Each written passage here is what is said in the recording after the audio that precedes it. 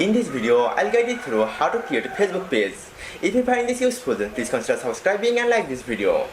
First, you need to open the Facebook app and click on this menu icon.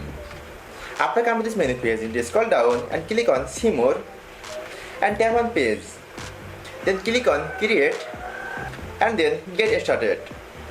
Now you need to type the Facebook page name